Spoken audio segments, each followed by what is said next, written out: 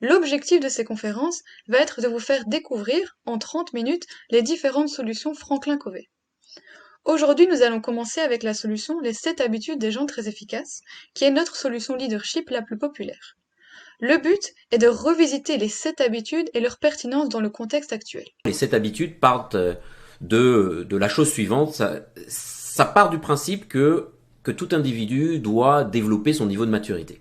Et on a 3 niveaux de maturité. Le premier niveau de maturité consiste à se dire qu'on est d'abord dans la dépendance. Et un enfant, par exemple, peut être dans la dépendance. Et quand il est dans la dépendance, il dépend d'un certain nombre de choses et qui l'empêche finalement d'être le capitaine finalement encore de sa vie.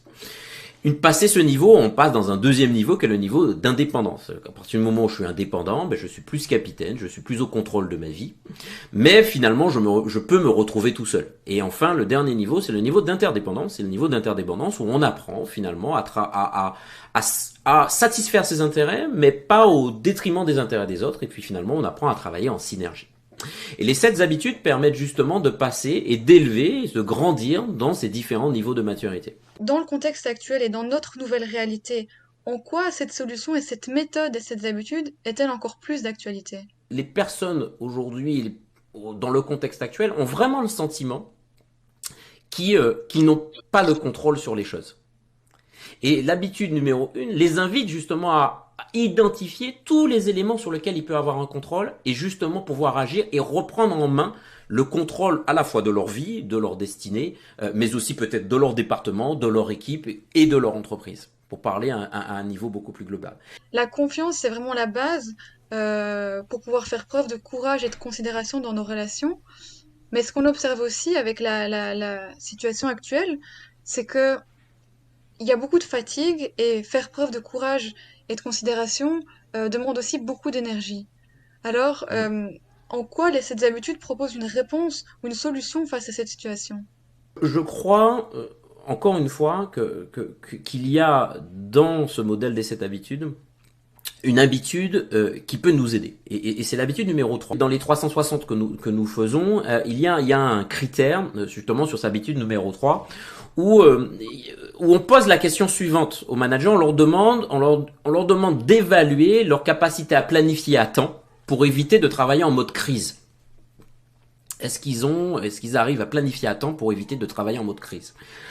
Et là, encore une fois, les scores que l'on a de la part de nos participants sont relativement bas. Ce qui veut dire quoi? C'est-à-dire qu'ils ne prennent pas le temps, finalement, d'identifier les choses qui sont résolument importantes pour eux pour atteindre leur objectif et donc se retrouvent très souvent en mode crise. Alors, il est évident qu'il y a des choses qu'on ne peut pas échapper, on ne peut pas échapper à certaines circonstances, et on se retrouve effectivement parfois en mode crise. Mais si 80% du temps on le passe en mode crise, il est clair qu'on n'a pas le temps de se concentrer sur les choses qui sont résolument les plus importantes. Et donc cette habitude numéro 3, dans le contexte actuel où on est fatigué, nous invite à aller chercher l'effet de levier le plus important. À aller chercher mettre en place les tâches, les activités qui nous permettent d'aller plus rapidement vers les objectifs qui nous sont chers. Il y a une autre habitude qui est l'habitude numéro 7. Et l'habitude numéro 7 nous invite aussi à prendre soin de nos différentes sources d'énergie. Nous avons tout à chacun des sources d'énergie qui peuvent être différentes.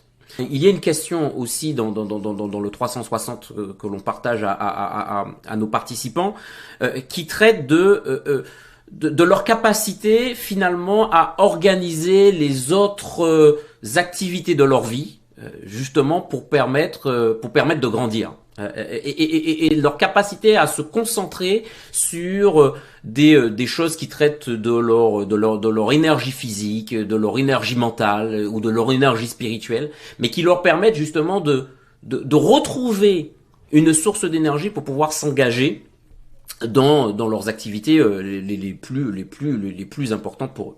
Voilà.